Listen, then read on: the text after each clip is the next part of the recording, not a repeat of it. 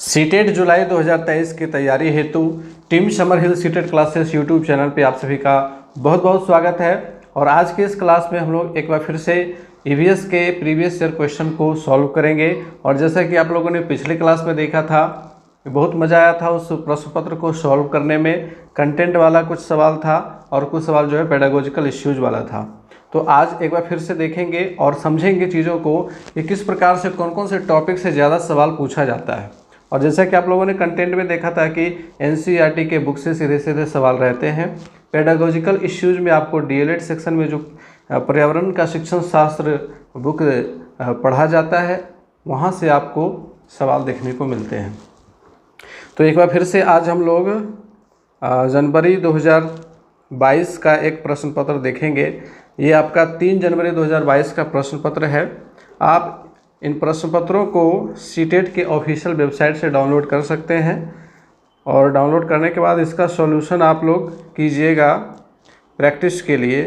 तो आइए पहले सवाल की ओर बढ़ेंगे। सबसे पहला सवाल है, which of the following animals front teeth keep growing through out it's life. कहता है कि निम्नलिखित में से किस जानवर के आगे के दांत इसके जीवन भर बढ़ते रहते हैं। ऑप्शंस है कैट, स्क्विरल, स्नेक और टाइगर। काफ़ी आसान सा सवाल है ये। हिंदी मीडियम वाले छात्र यहाँ पे हिंदी में सवाल देखेंगे क्योंकि दोनों लैंग्वेज में आपके सवाल दिए हुए रहते हैं। आप ऐसे प्रश्न पत्र जो है सीटेट के ऑफिशियल वेबसाइट से डाउनलोड कर सकते हैं। वहाँ बहुत सारे प्रश्न पत्र आपको मिल जाएंगे। आप अपने प्रैक्टिस के लिए कम से कम 10 सेट तो ज़रूर बनाइए, ठीक है। 10 सेट आप जब बनाइएगा तो आपको बहुत सारा आइडिया मिल जाएगा कि आपका कौन सा टॉपिक जो है वो वीक है, कौन सा टॉपिक स्ट्रॉन्ग है। और जो ज़्यादा वीक वाला पोर्शन होगा उस पर आपको ज़्यादा फोकस करना है, उस पर ज़्यादा आपको मेहनत करनी है, ठीक है। तो ऑप्शन सब आपके सामने है। बहुत ही आसान सा सवाल है और इसका आंसर हो जाएगा गिलहरी। गिलहरी के आगे के दांत तो इसके जीवन भर बढ़ते रहते हैं। यह प्रश्न सीधे सीधे आपके एनसीईआरटी के बुक से पूछा गया है। चलिए नेक्स्ट क्वेश्चन की ओर बढ़ेंगे। Identity the most suitable characteristics from the given options about the honey bee. मधुमक्खियों के संदर्भ में कुछ विशेषताओं को पहचानना है। यहाँ पे देखिए ऑप्शंस है, केवल रानी मक्खी ही अंडे देती है। तो यहाँ पर देखिए आपके एनसीईआरटी के बुक में मधुमक्खियों से संबंधित प्रमुख तथ्य जो दिए हुए हैं वहाँ से ये सवाल पूछा गया, ठीक है।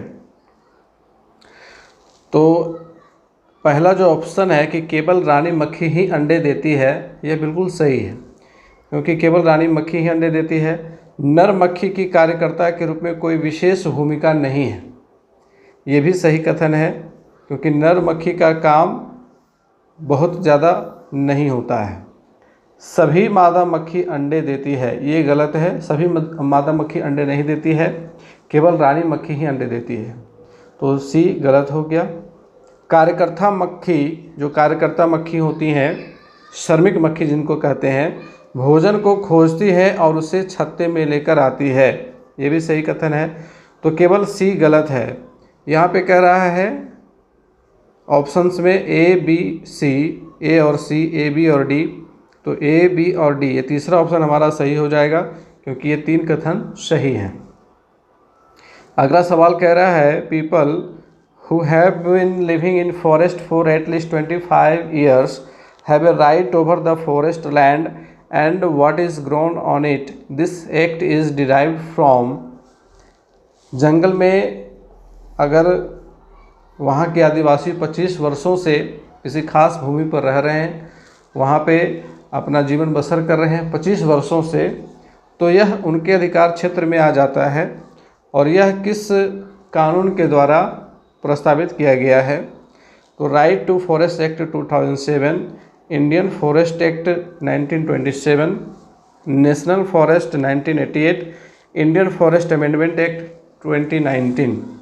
तो यहाँ पर देखिए ये सवाल कह रहा है, हिंदी में भी दिया हुआ है, वे व्यक्ति जो वनों में कम से कम 25 वर्षों से रह रहे हैं, उनका वन भूमि और उसमें होने वाली उपज पर अधिकार हो जाता है।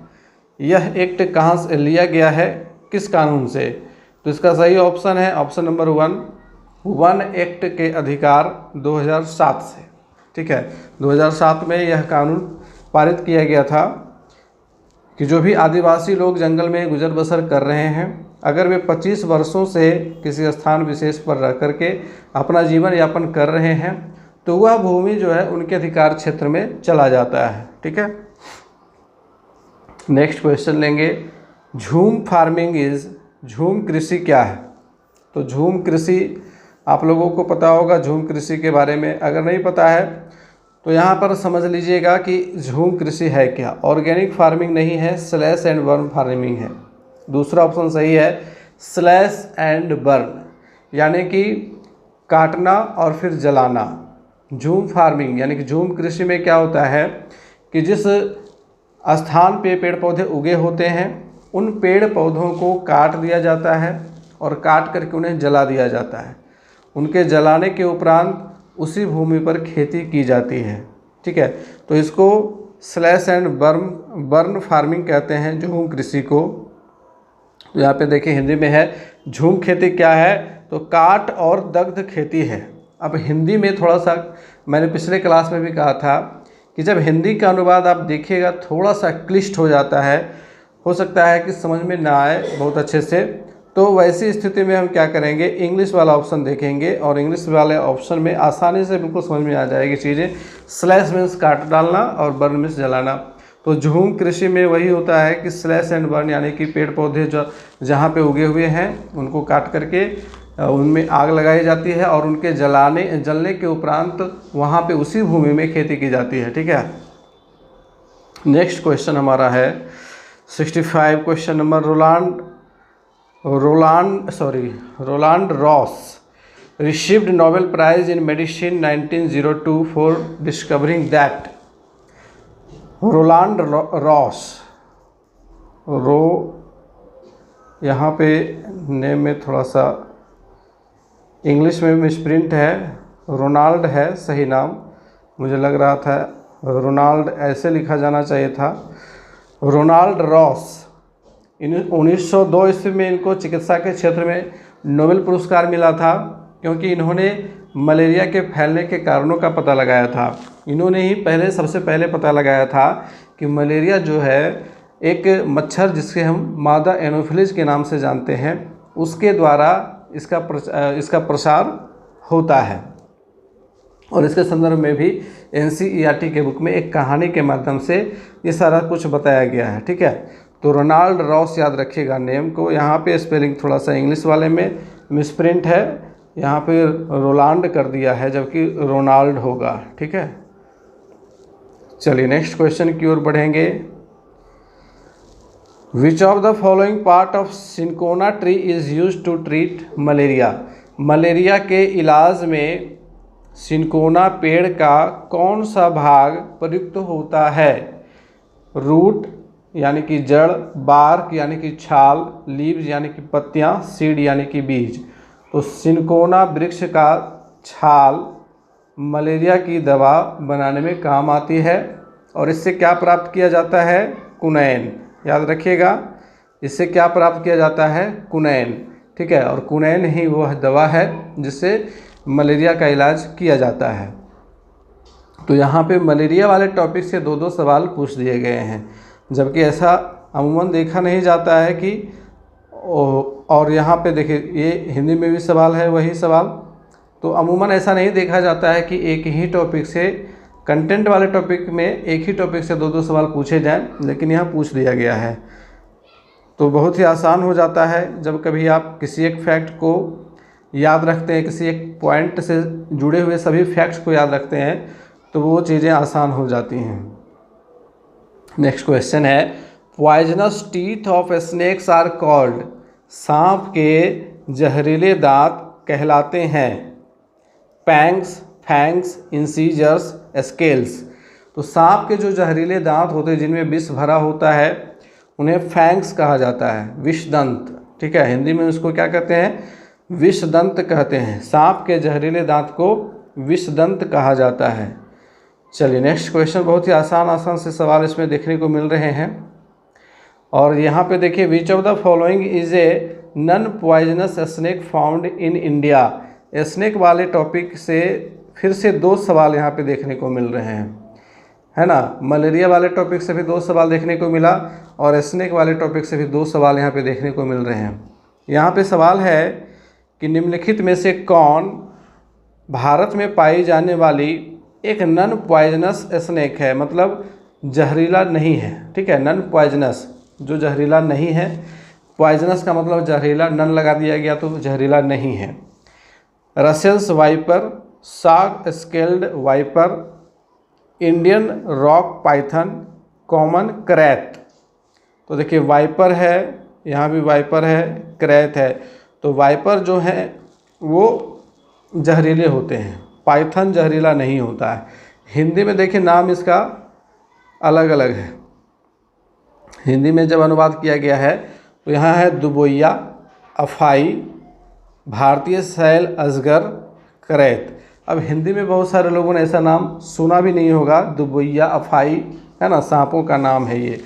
और यहाँ पे एनसीईआरटी के बुक में ये भी दिया हुआ है कि भारत में केवल 4 प्रकार के जहरीले सांप पाए जाते हैं। केवल 4 प्रकार के जहरीले सांप पाए जाते हैं। 1, 2, 3 तो यहाँ दिया हुआ है, और चौथा है कोबरा, नाग जिसे हम लोग कहते हैं। तो याद रखिएगा कि एनसीईआरटी के बुक का रेफरेंस अगर दे रहे हैं तो यहाँ पे एनसीईआरटी के बुक के अकॉर्डिंग 4 जहरीले सांप पाए जाते हैं भारत में।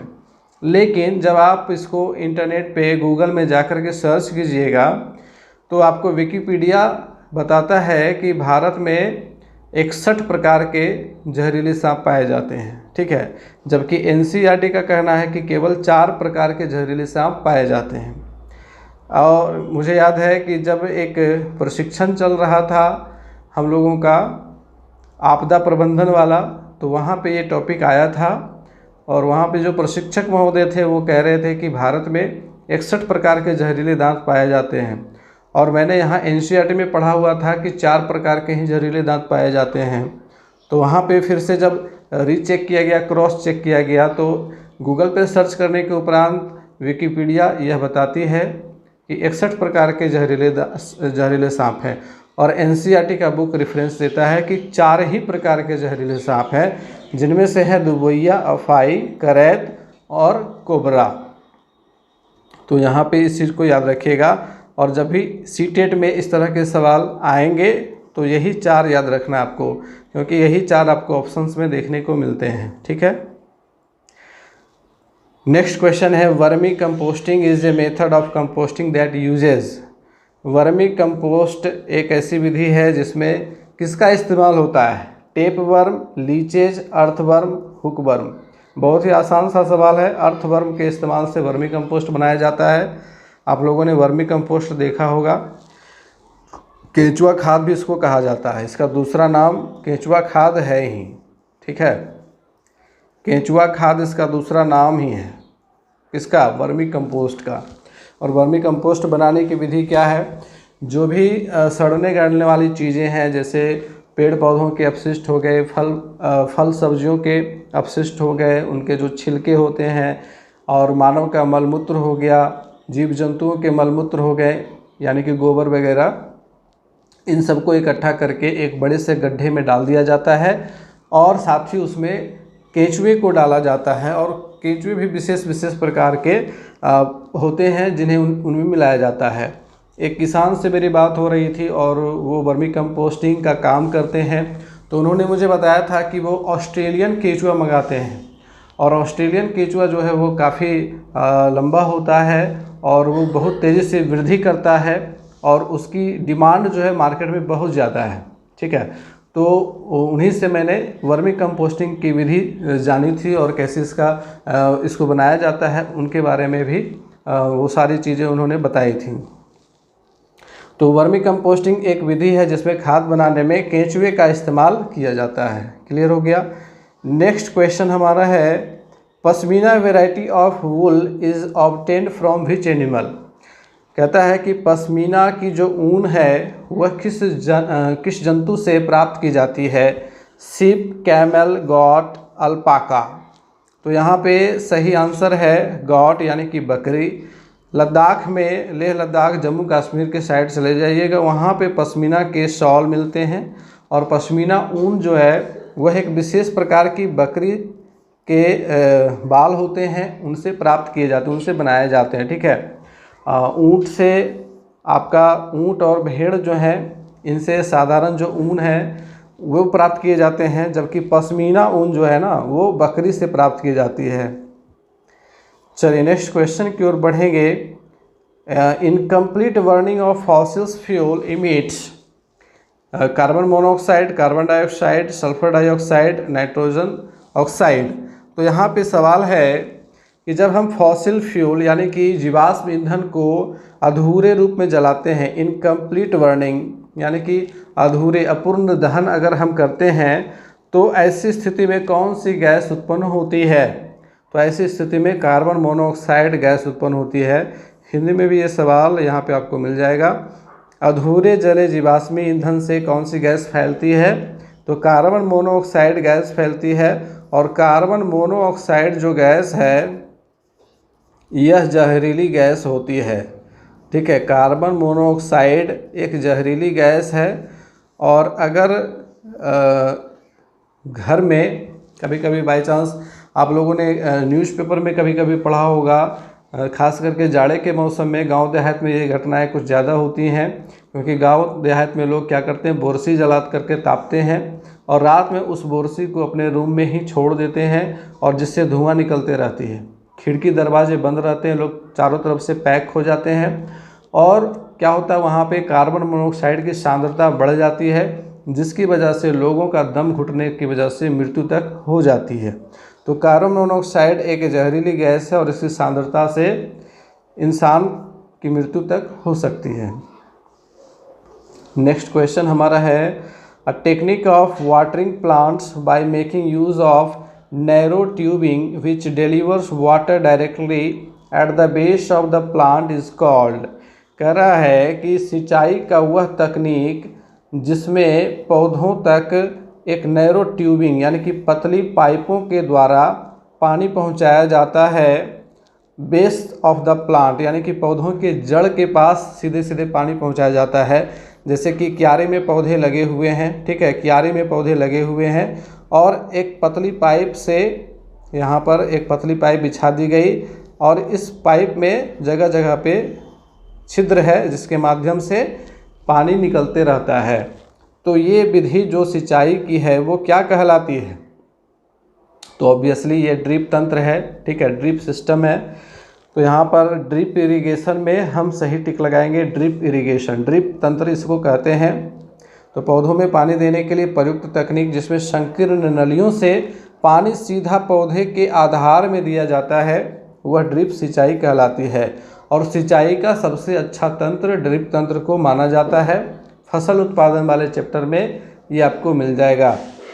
अब बढ़ते हैं अगले सवाल की ओर। अगला सवाल हमारा है, which of the following plants traps and it's insects.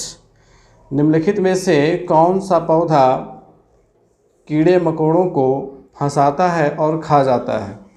तो ये सवाल काफ़ी आसान है, सीधे सीधे सवाल पूछ दिया गया है। कभी कभी निपेंथिस से संबंधित कुछ फैक्ट्स दिए हुए रहते हैं और उनमें से जो सही है उसको चुनना होता है। यहाँ पे सही ऑप्शन हमारा है पीचर प्लांट, जिसको निपेंथिस भी कहते हैं, है ना, घटपर्णी पौधा। निम्न पौधों में से कौन सा पौधा कीटों को जाल में फंसाता है और खा जाता है? तो इसका सही ऑप्शन है घटपर्णी पौधा। और इसके बाद अगला प्रश्न है, collection of rain water for future use is called. वर्षा जल का भविष्य में उपयोग के लिए संग्रहण करना, संचयन करना क्या कहलाता है? ये रेन वाटर हार्वेस्टिंग कहलाता है। ठीक है, चौथा ऑप्शन यहाँ पे सही है। बहुत ही आसान सा सवाल था ये। वर्षा के पानी को भविष्य में उपयोग करने के लिए संचित करना कहलाता है वर्षा के पानी का संचयन। ठीक है, rain water harvesting. Next question है, which of the following diseases is spread by mosquitoes. निम्नलिखित में से कौन सी बीमारियां मच्छरों के द्वारा फैलाई जाती हैं? Malaria, pneumonia, dengue, chikungunya. तो इसे देखिए, मलेरिया सही है, न्यूमोनिया गलत है, डेंगू सही है, चिकनगुनिया सही है। ये तीन बीमारी जो है मच्छरों से होने वाली बीमारियां हैं, मलेरिया, डेंगू और चिकनगुनिया। तो ए सी और डी हो जाएगा। ए सी और डी ऑप्शन नंबर 3 सही है। हिंदी में भी इधर देख लीजिए, निम्नलिखित में से कौन से रोग मच्छरों से फैलते हैं? तो मलेरिया फैलता है, डेंगू फैलता है और चिकनगुनिया। तो ए सी डी ऑप्शन नंबर 3 सही है। नेक्स्ट क्वेश्चन है, अब यहाँ से देखिए क्वेश्चन नंबर 76 आ गया और यहाँ से आपका पेडागोजी से संबंधित क्वेश्चंस आने शुरू हो जाएंगे। ठीक है, तो पेडागोजी में पहला क्वेश्चन कह रहा है child centred classrooms ensure conducive environment for students to learn, which of the following suggest the same. यानी कि बाल केंद्रित शिक्षण से संबंधित सवाल है। इसकी हिंदी यहाँ पर देखेंगे। विद्यार्थी केंद्रित कक्षाएं विद्यार्थियों के सीखने के लिए सहायक वातावरण सुनिश्चित करते हैं। निम्न में से कौन सा इसी बात को प्रस्तावित करता है? कौन सी गतिविधि है जो बाल केंद्रित शिक्षण को प्रस्तावित करती है? शिक्षक निर्देश देता है तथा विद्यार्थियों से अपेक्षा करता है कि वे उनका पालन करें व अनुशासित रहें। तो ऐसी व्यवस्था जो है यह बाल केंद्रित शिक्षण नहीं कहलाती है, ये टीचर सेंटर्ड हो गया, जहाँ शिक्षक निर्देश देगा कि बच्चों तुमको ऐसे करना है। मैंने बोर्ड पर ये सवाल दे दिए, आप लोगों को इसको उतार करके बनाना है।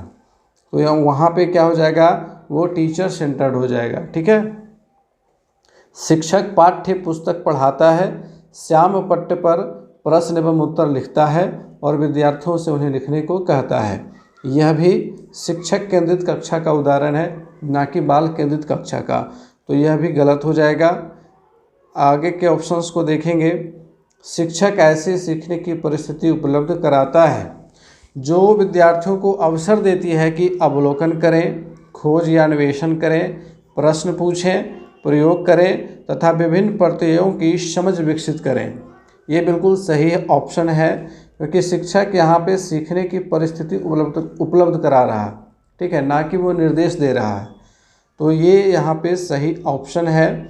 जब भी बच्चे जो है सक्रिय रूप से अन्वेषण करके, अवलोकन करके, प्रश्न पूछ करके विभिन्न प्रकार के कंसेप्ट्स को समझते हैं, तो वहाँ पे चाइल्ड सेंटर्ड एजुकेशन होता है।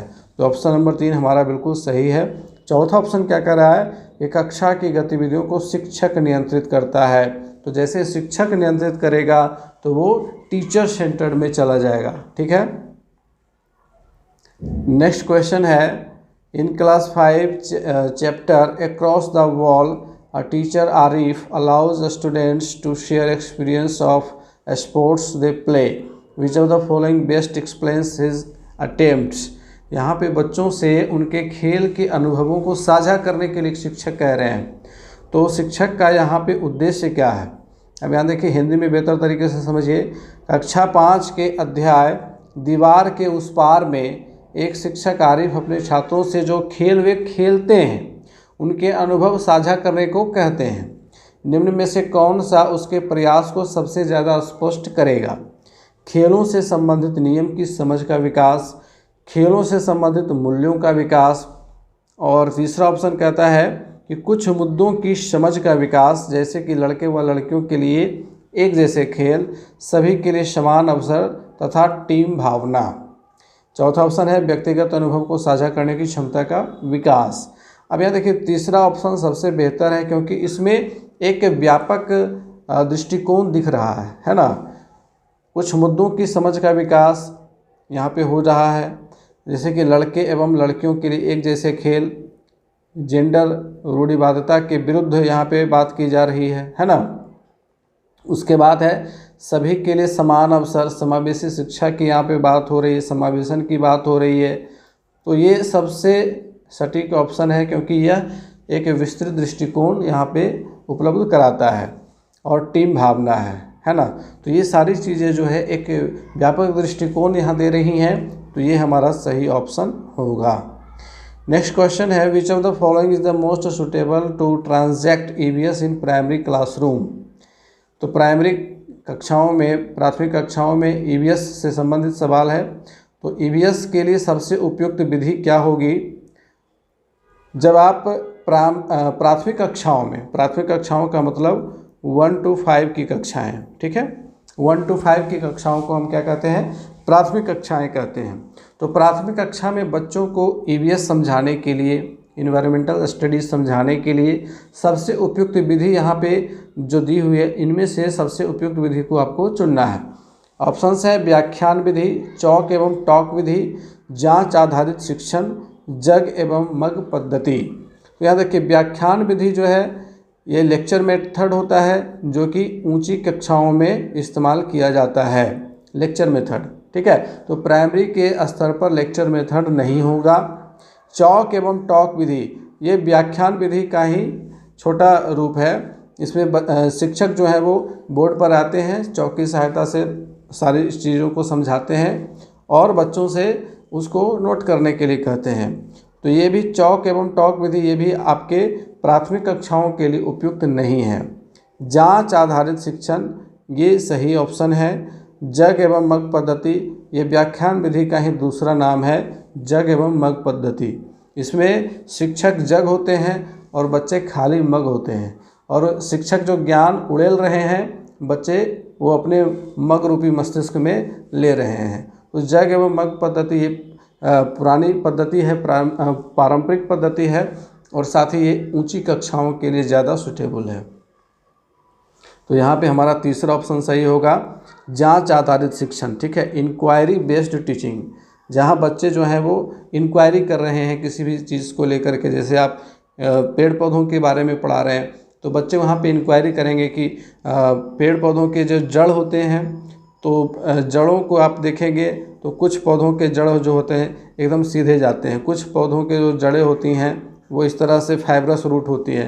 तो वहाँ पे बच्चे इंक्वायरी बेस्ड अगर टीचिंग होगा तो ज़्यादा वो समझेंगे, और जब टीचर जो है वहाँ पर वास्तविक रूप में एक्सपेरिमेंट करके बीजों को बो करके दिखाएंगे तो वो ज़्यादा बच्चों को समझ में आएगी, ठीक है।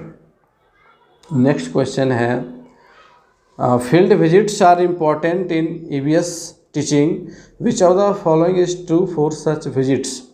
यानी कि कह रहा है कि ईवीएस के शिक्षण में फील्ड विजिट यानी कि फील्ड में जाना, प्रत्यक्ष अनुभव के लिए बहुत तरह के ऐतिहासिक स्थलों पर बच्चों को ले जाया जाता है, ठीक है। कभी कभी जो वास्तविक चीज़ों को समझाना होता है, जैसे पेड़ पौधों के बारे में समझाना होता है, तो सीधे बगीचे लेकर चले गए, वहाँ बच्चों को समझाया गया। तो फील्ड विजिट्स जो है ईवीएस टीचिंग के लिए महत्वपूर्ण होते हैं, और निम्नलिखित में से कौन इसके संबंध में सत्य है, सही है, ठीक है। हिंदी वाले ऑप्शंस में अच्छे से समझ में आ जाएगा। ईवीएस के शिक्षण में क्षेत्रीय भ्रमण महत्वपूर्ण है, निम्न में से कौन सा विकल्प इस प्रकार के भ्रमण के लिए सही है। पूर्व योजना तथा प्रतिपुष्टि क्रियाकलाप के साथ स्कूल के नज़दीक किसी स्थान पर जाना, किसी दूर दराज व परिचित स्थान पर जाना, किसी नज़दीक स्थान पर जाना, और चौथा है अपनी पसंद की किसी जगह पे चले गए।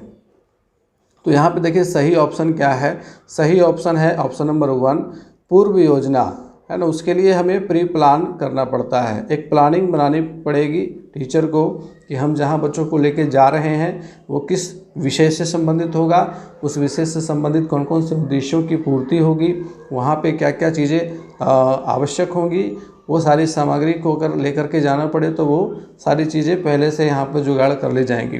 तो एक प्री प्लानिंग होगा, और प्रतिपुष्टि क्रियाकलाप यानी कि जो हमारा वर्क होगा, वहाँ पर एक्टिविटी होगा, उसके लिए फीडबैक के साथ जाएंगे, ठीक है। स्कूल के नज़दीक किसी स्थान पर जाना, और स्कूल से ज़्यादा दूर भी ना हो, ताकि बच्चों को सुलभता हो बच्चों को लाने और लेकर आने में, ठीक है। तो ये सारी चीज़ों का ध्यान रखना होता है। पहला ऑप्शन हमारा यहाँ पे सही है। An EVS classroom should be a happy classroom, which one of the following statement is true in this regard. कहता है कि ईवीएस का जो क्लासरूम है वह एक हैप्पी क्लासरूम होना चाहिए, खुशनुमा माहौल होना चाहिए। तो निम्नलिखित में से जो कथन दिए हुए हैं, तो इस संदर्भ में कौन सा कथन सही है। अब हिंदी में इसको अच्छे से समझ लीजिए। पहला ऑप्शन है कि शिक्षक कक्षा में खुश रहती हैं और विद्यार्थी उनके निर्देशों का खुशी खुशी पालन करते हैं। दूसरा है सख्त अनुशासन का संचालन करना, जिससे वे लिखित कार्यों पर केंद्रित रहें। अवलोकन, अन्वेषण, प्रश्न पूछना एवं क्रियाकलाप करना। और चौथा ऑप्शन क्या है, सुनिश्चित करना कि वे पुस्तक को पढ़ें तथा बेहतर समझ के लिए पाठ्य विषय को रेखांकित करें, अंडरलाइन करना है। तो इसमें सबसे सटीक, सबसे बढ़िया ऑप्शन कौन सा लग रहा है आपको? सही ऑप्शन है ऑप्शन नंबर 3, जहां बच्चे अवलोकन कर रहे हैं, अन्वेषण कर रहे हैं, प्रश्न पूछ रहे हैं और क्रियाकलाप कर रहे हैं, यानी कि एक्टिव हैं। ठीक है, और जब बच्चे एक्टिव रहेंगे, एक्टिविटीज़ में पार्टिसिपेट करेंगे, सवाल पूछेंगे, तो ऑटोमेटिक क्लास का जो माहौल है वो खुशनुमा हो जाएगा। ठीक है, तो तीसरा ऑप्शन हमारा यहाँ पे सही है। नेक्स्ट क्वेश्चन की ओर बढ़ेंगे। Family tree is a useful tool for developing analytical thinking among children. Family tree जो बनाई जाती है उसके पीछे का कारण क्या है? बच्चों में विश्लेषणात्मक विचार विकसित करने के लिए वंश वृक्ष एक उपयोगी उपकरण है। ऑप्शंस है, यह संयुक्त परिवार एवं उनके संबंधों के बारे में है। देखिए, फैमिली ट्री जब बनाई जाती है तो फैमिली ट्री में हम अपने पूर्वजों को शामिल करते हुए आगे बढ़ते जाते हैं, है ना। तो फैमिली ट्री में कौन सा ऑप्शन सही होगा? दूसरा है, यह केवल निकट परिवार के सदस्यों के बारे में है। तो केवल निकट परिवार के सदस्यों के बारे में नहीं है, इसमें पूरा वंशावली आ जाती है। यह केवल दादा दादी, नाना नानी के बारे में तथा परिवार के अन्य सदस्यों से उनके आपसी संबंधों के बारे में है। और चौथा कह रहा है कि यह अनेक पीढ़ियों से परिवार के सदस्यों के आपसी संबंधों के बारे में है। तो ये सही ऑप्शन है कि इसमें अनेक पीढ़ियों के परिवार के आपसी संबंध दिए गए रहते हैं। ठीक है, फैमिली ट्री में। और ये जो सवाल है आपका, यह सवाल आपका फैमिली से है। ठीक है, फैमिली वाले चैप्टर से है और पेडागोजी के सिलेबस से आपको मिलेगा इसका answer. Next question, indicator for assessment in EVS is. EVS में आकलन का इंडिकेटर यानी कि संकेतक क्या है? Discussing, recalling, स्टेटिंग, listing. तो इसका सही ऑप्शन तो पहला हो जाएगा डिस्कसिंग। थोड़ा सा हिंदी में समझ लेंगे। ईवीएस में आकलन का संकेतक क्या है? संकेतक का मतलब वो संकेत देता है कि बच्चों का आकलन हो रहा है। तो चर्चा करना, स्मरण करना, कथन देना, सूची बनाना। तो इसमें चर्चा करना है कि डिस्कस करना, ये आकलन का संकेतक है। ठीक है, चलिए नेक्स्ट क्वेश्चन की ओर बढ़ेंगे। Under the theme mapping for class 3 which activity would be the most appropriate for students.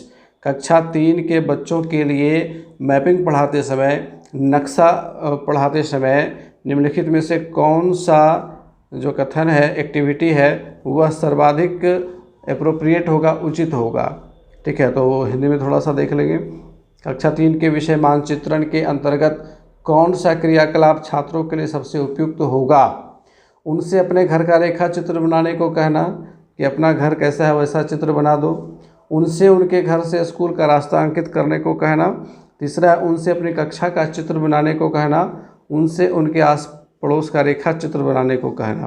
तो देखिए, हम मानचित्रण पढ़ा रहे हैं और मानचित्रण में बच्चे दिशा का ज्ञान करेंगे और रास्ते किस प्रकार से बदलते हैं, किस प्रकार से किधर मुड़ना होता है, उन सारी चीज़ों की एक्टिविटी कराई जाएगी। तो जब केवल घर का रेखा चित्र बनाया जाएगा या क्लासरूम का चित्र बनाया जाएगा या आस पड़ोस का रेखा चित्र बनाया जाएगा, तो वहाँ पे मानचित्रण की संकल्पना जो है वो ज़्यादा स्पष्ट नहीं होगी। तो सबसे सटीक ऑप्शन नंबर 2 है कि उनसे उनके घर से स्कूल का रास्ता अंकित करने को कहना कि आपका घर यहाँ पे है और विद्यालय यहाँ पे है। आप कैसे कैसे अपने घर से निकलते हैं और किन किन गलियों से होकर के गुजरते हुए, ठीक है, स्कूल तक पहुँचते हैं, उसका आप एक रेखा चित्र बनाइए। ठीक है, तो उसी के अनुसार से मैपिंग बच्चों को समझाई जाएगी। चलिए नेक्स्ट क्वेश्चन की ओर बढ़ेंगे। A teacher has to teach the sub theme animals to class 1 students. Which of the following strategy is more appropriate to transact this theme to the learner. Animals sub theme को class 1 में पढ़ाया जा रहा है। निम्नलिखित में से जो स्ट्रेटजी है उसमें से कौन सा स्ट्रेटजी जो है वो सबसे उपयुक्त है? यहाँ पर देखिए, कि एक शिक्षक को कक्षा 1 के विद्यार्थियों को पशु का उपथीम पढ़ाना है। निम्न में से कौन सी युक्ति इस विषय को विद्यार्थियों तक संपादित करने के लिए सबसे उपयुक्त है? विद्यार्थियों से कहें कि वे जानवरों की सूची बनाएं। विद्यार्थियों को जानवरों के नाम बताएं। तीसरा है विद्यार्थियों को चिड़ियाघर के भ्रमण पर ले जाकर प्रत्यक्ष अनुभव देना। और आप लोगों को ये ऑप्शन पढ़ते ही आंसर पता चल गया होगा कि यही सटीक आंसर है। विविध प्रकार के जानवरों के रंगीन चित्र दिखाकर जानवरों के बारे में समझ विकसित करना। देखिए, सबसे ज़्यादा बेटर होता है प्रत्यक्ष अनुभव देना। अगर हम बच्चों को चिड़ियाघर के भ्रमण पर ले जाते हैं और बच्चों को प्रत्यक्ष अनुभव देते हैं, बच्चे स्पष्ट रूप से उन जानवरों को देखते हैं, तो उनकी जो समझ है वो ज़्यादा स्ट्रॉन्ग होगी, ज़्यादा अच्छी होगी, ज़्यादा विकसित होगी। ठीक है, चलिए नेक्स्ट क्वेश्चन की ओर बढ़ेंगे। नेक्स्ट क्वेश्चन है डॉक्टर ब्यूमॉन्ट्स एक्सपेरिमेंट के बारे में है, जो उन्होंने पेट के ऊपर किया था। डॉक्टर ब्यूमॉन्ट के प्रयोग विद्यार्थियों को वैज्ञानिकों की भूमिका समझने में सहायता करते हैं। नीचे लिखी वैज्ञानिक विधि को उपयुक्त क्रम में व्यवस्थित कीजिए। एक वैज्ञानिक विधि जो है, वैज्ञानिकों के काम करने का जो तरीका है, उसका उचित क्रम क्या है? ठीक है, उचित क्रम हमें ढूंढना है। तो ब्यूमॉन्ट साहब ने एक व्यक्ति का ऑपरेशन किया था जिसे गोली लग गई थी। मार्टिन नाम का एक व्यक्ति था जिसे युद्ध में गोली लग गई थी और गोली उसके पेट में जाकर के लगी थी। उन्होंने पेट का ऑपरेशन किया। ऑपरेशन करने के बाद घाव तो भर गया, लेकिन उसके पेट में एक छिद्र रह गया और वह छिद्र जो है ब्यूमॉन्ट के लिए एक कह सकते हैं कि उनके लिए एक प्रयोग का एक साधन उनको मिल गया। और उन्होंने उनके पेट में झांक करके बहुत सारी चीज़ों को देखा और बहुत सारी चीज़ों का पता लगाया। यहाँ तक कि उन्होंने उनके पेट से अमाशय रस को निकाल करके कुछ वस्तुओं को उसमें पचा करके देखा कि किस प्रकार से पाचन की क्रिया होती है। तो उन्होंने बहुत सारा वहाँ पे सिद्धांत दिया था। तो वहाँ से ये सवाल लिया गया है और वैज्ञानिक पद्धति की जो उचित क्रम होनी चाहिए वो यहाँ पे पूछा जा रहा है। अब यहाँ पर देखिए, परिणामों को अंकित करना और निष्कर्ष निकालना। निष्कर्ष निकालने वाली चीज़ जो है सबसे लास्ट में होगी। तो जिस ऑप्शन में एक सबसे लास्ट में होगा वो हमारा सही होगा। ठीक है, तो देखिए यहाँ पे 2 ऑप्शन में एक है, बाकी ये दोनों खत्म हो जाएगा। उसके बाद है परिकल्पना प्रस्तावित करना, प्रश्न पूछना, अनुमान का परीक्षण करना, अनुमान लगाना, प्रेक्षण करना। तो प्रेक्षण करना ये सबसे पहला चरण होना चाहिए। ठीक है, प्रेक्षण करना। तो यहाँ पे देखिए दोनों ऑप्शन में 6 शुरू में है और 1 लास्ट में है। तो इन दोनों में ही राइवलरी है, इन दोनों में से ही कोई एक सही होगा। बाकी के चरणों को भी देखना होगा। ठीक है, तो 6 सबसे पहले आ गया और 1 सबसे लास्ट में है। ठीक, उसके बाद देखिए प्रेक्षण करने के बाद प्रश्न पूछा जाएगा। ठीक है, जिसमें व्यक्ति से संबंधित समस्या है या जिस थ्योरी पे वर्क हो रहा है, प्रेक्षण करने के बाद कुछ प्रश्न वहाँ पर उठेंगे तो प्रश्न पूछने की बात होगी। तो 6 के बाद 3 होना चाहिए। अच्छा, 6 के बाद 3 किस में है? ऑप्शन नंबर 4 में है। तो यहाँ पे हमारा ऑप्शन नंबर 4 यहाँ सही हो जाएगा और 3 के बाद 2 है, यानी कि प्रश्न पूछने के बाद परिकल्पना प्रस्तावित करना और परिकल्पना प्रस्तावित करने के बाद अनुमान लगाना, अनुमान लगाने के बाद फिर अनुमान का परीक्षण करना और फिर वहाँ पे परिणामों को अंकित करना और निष्कर्ष निकालना। तो ये यहाँ पे सही हो जाएगा। चलिए नेक्स्ट क्वेश्चन की ओर बढ़ेंगे। Question number 86, the best strategy of giving students the experience of biological diversity. Biological diversity का अनुभव देने के लिए, यानी कि जीव विज्ञान, जैविक जो विविधता है, जैव विविधता हम इसको कहते हैं, जैव विविधता के अनुभव छात्रों को देने के लिए सबसे अच्छी स्ट्रेटजी क्या होनी चाहिए? देखिए, विद्यार्थियों को जैव विविधता का अनुभव देने के लिए कौन सी युक्ति ठीक है? ऑप्शंस है पक्षियों की प्रजाति संबंधित पुस्तकें व लेख पढ़ने के लिए देना, प्रवासी पक्षियों के बारे में विभिन्न लघु चलचित्र दिखाना, पक्षी अभ्यारण्य में अवलोकन के लिए ले जाना। तो जैसे हम प्रत्यक्ष अनुभव के लिए बच्चों को ले जाएंगे तो वो सबसे बेस्ट ऑप्शन होगा हमारा। ठीक है, तो यहाँ पे तीसरा ऑप्शन हमारा सही हो जाएगा कि पक्षी अभ्यारण्य में अवलोकन के लिए लेके जाएंगे बच्चों को, वहाँ पे प्रत्यक्ष अनुभव के माध्यम से बच्चे जैव विविधता को बहुत अच्छी तरीके से समझेंगे। अब नेक्स्ट क्वेश्चन है, आदित्य एक होनहार विद्यार्थी है, होनहार प्रतिभाशाली विद्यार्थी है। उसे लगता है कि उसकी कक्षा के शिक्षक उसकी जिज्ञासा की पूर्ति के लिए कार्य करें, तो उसके शिक्षक को किस प्रकार हस्तक्षेप करने की आवश्यकता है? उसे अतिरिक्त समय देना, उसे अधिक स्नेह देना, उसे कक्षा के नेतृत्व के लिए अतिरिक्त दायित्व देना, उसके लिए कुछ विशिष्ट शिक्षण सामग्री का प्रयोग करना। यहाँ देखिए, बच्चा जो है वो रचनात्मक प्रवृत्ति वाला है, रचनात्मकता उसके अंदर है, सृजनशील है। होनहार का मतलब ये होता है जिसमें सृजनशीलता हो। तो वैसे बच्चों के लिए कुछ विशिष्ट शिक्षण सामग्री का प्रयोग करेंगे।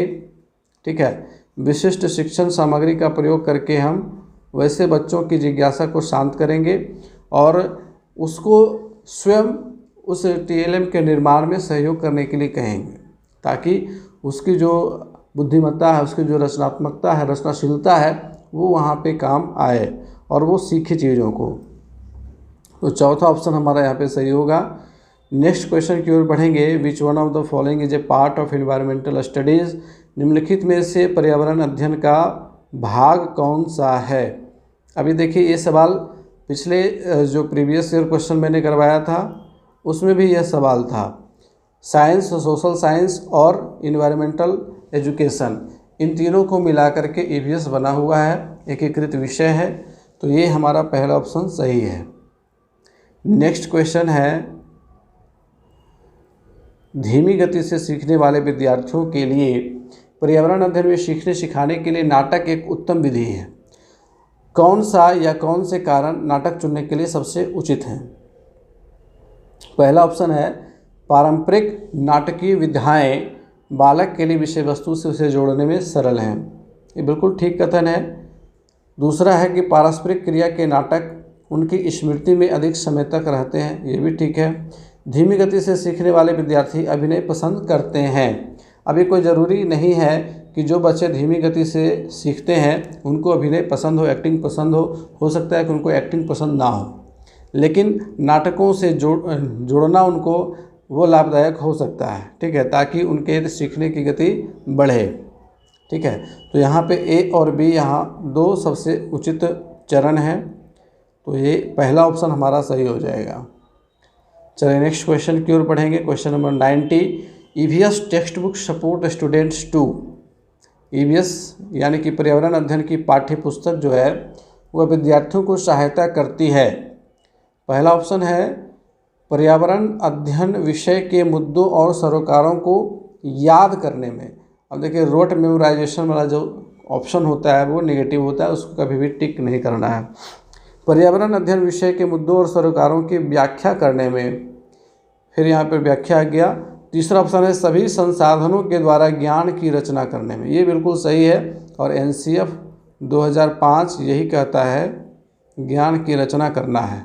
ठीक है, तो तीसरा ऑप्शन जो है वो एनसीएफ 2005 के मार्गदर्शक सिद्धांत से मेल खाता है।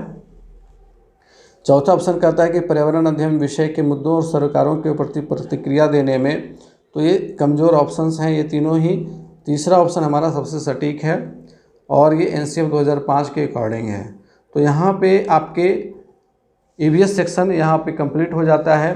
तो दो ईवीएस का प्रीवियस ईयर क्वेश्चन कंप्लीट हो गया है। कोशिश रहेगी कम से कम 10 क्वेश्चन को आप लोगों को सॉल्व करवाया जाए, ताकि आप लोगों की समझ ज़्यादा विकसित हो, ज़्यादा आप लोगों को ये समझ में आए कि कौन से टॉपिक से ज़्यादा सवाल पूछे जाते हैं और कहाँ से आपको अच्छी तैयारी करनी चाहिए। ठीक है, तो आप लोगों को आज का क्लास कैसा लगा है कमेंट करके ज़रूर बताइएगा। मिलते हैं फिर से नेक्स्ट क्लास में, तब तक के लिए गुड बाय, टेक केयर।